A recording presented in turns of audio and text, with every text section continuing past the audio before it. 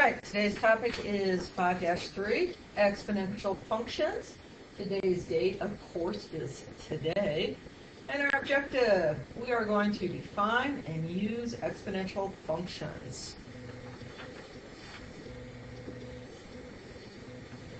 All right, I'm showing you a graph for exponential growth, the one in red, and exponential decay, the one in blue. It's growth if your b term is greater than 1. And I've given you a very basic formula for exponential growth. F of x equals a b to the x. And if you notice, a is going to be your y-intercept, where it intersects the y-axis. This is the same as on the blue graph, where your b is going to be between 0 and 1, and a is going to be your y-intercept. So we are going to come up with an equation. They are telling us if a function is exponential, that's a key point right there. So if it's exponential, we know we're going to be using f of x equals a b to the x. And f of 0 equals 3. That's another way of telling us an ordered pair. And f of 2 equals 12. So when our input is 2, our output is 12. We need to find what f of negative 2 is. Well, I'm going to have to come up with an equation. When I do this, I'm going to always start with a number that has 0 in it. Because if you notice, we have two unknowns, a and b, but they're giving us two pieces of data. So this is x and this is y, of course. So our y is 3 equals a b to the 0. And hopefully you remember that anything to the 0 power is 1. So a is 3. I'm going to use that knowledge and plug in my second set of data. Y, which is 12, right here, equals my known a, which is 3, times b to the x power, and x's case is 2. I'm going to divide by 3. Get rid of that exponent, take the square root. B is 2. So my equation is going to be f of x equals a times b, and I know what b is. B is 2 to the x. Every once in a while, I'll have a student who will say, well, 3 times 2 is 6, and they'll say that must be 6 to the x power. You can't do that. They're not the same base. You can't combine them like that. So we were asked to find out what f of negative 2 is. Well, that'll be 3 times 2 to the negative 2, or 3 times 1/4. I'm going to say it is 3/4. If you look back at this, you might want to ask yourself, do I have a growth or decay? And how can I figure out if I have a growth or decay? I'm going to say that is growth because my b is greater than 1. All right, some more formulas. That first formula we've seen before. We used it a lot in sections 1 and 2 when we did a lot of our story problems. I'm going to introduce a second formula to you. A of t equals a naught times b to the t over k. And I'm sure right about now you guys are asking yourselves, gosh, I wonder what all of these mean. Well, I tell you what k is, but b is the multiples of a naught. So is it doubling? That's not how you spell doubling. Is it doubling? Is it tripling? Is it being cut in half? So if it were doubling, B would be a 2. If it were tripling, B would be 3. If it were a half-life, B would be 1/2. T is your time. And K is the time that's needed to multiply. For example, if they said it takes 12 years to double, that means your K is 12. So, our first word problem. A financial planner has promised me that he could double my money in 12 years if I invest with him. How would I use, or how would I express A of T, the amount of money after T years in the second formula? Gosh, I'm having trouble reading today. Well, let's kind of take a look at what we know. We know we're going to use that second formula.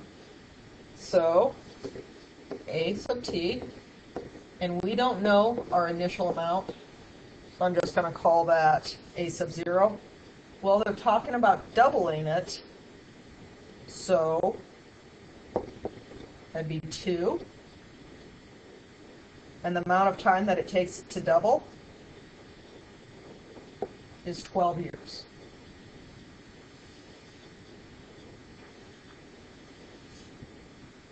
That's it. We just had to set that one up. Now let's do a real problem this time. Okay, I'm given data, and it's in a table below.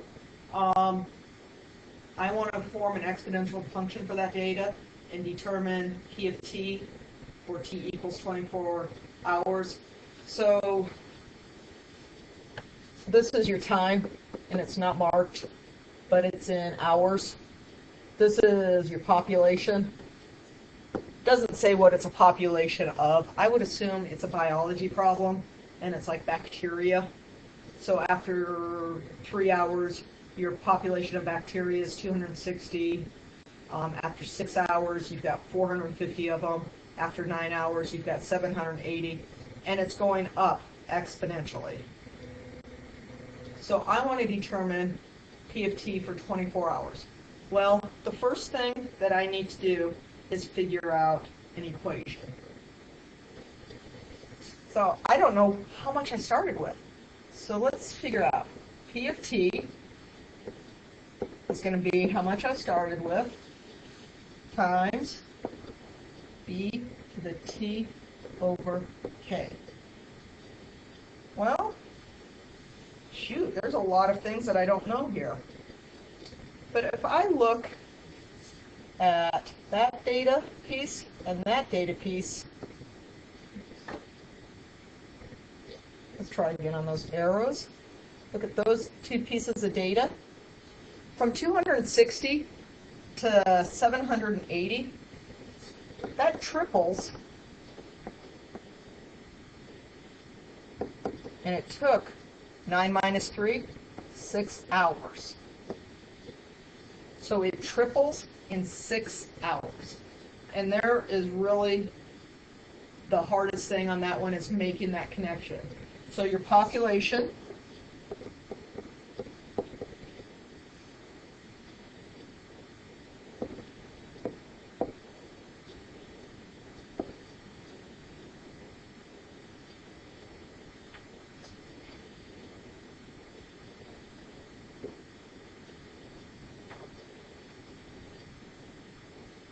that was 6 hours, and it took 6 hours to. So we're going to go ahead and plug in some data. Just a second, I'm about ready to sneeze. Okay, so I actually should have had a T over 6. It took 3 right here. That's my tripling. That's where the 3 comes in, and the 6 is the 6 hours. Now I just choose one of the pieces of data, and it doesn't matter which one. I'm going to use the middle one. So my population is 450 equals A sub naught, 3, and my time is 6 over 6. And the only reason I chose that was kind of mentally in my head, 6 over 6. I knew that would be a very easy one to solve. So 450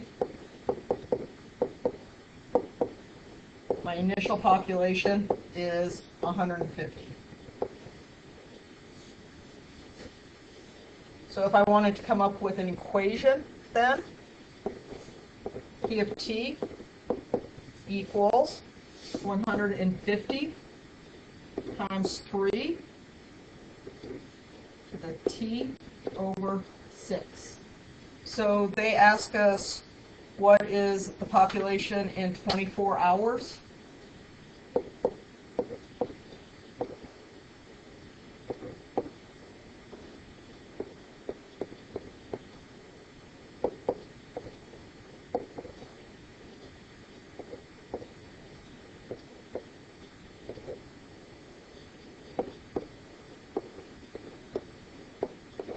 Okay, I can't do that one in my head, so I need a calculator.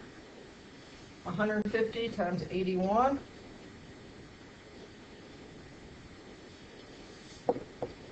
12,150. And you can tell that increased significantly. The rule of 72. The rule of 72 is not exact, but it's a nice way of doing a quick estimation. For example, when you get older and you start investing money, this is a nice way to see how long it's going to take to double your money. If you are in econ right now, you may have already talked about the rule of 72. What it says is if a quantity is growing at R% per year, then doubling your time is approximately 72 divided by R. So in our example, we've got a bacteria colony is increasing by 8% per day. How long will it take for the colony to double? 72 divided by 8. And I should have had a percent right there, because we're not going to make it into a decimal. We're just going to leave it as 8. So it's 9, and our unit there is days. So it's taken approximately 9 days for that bacteria to double. All right, that's it. Your assignment is on the syllabus on my big campus. Enjoy.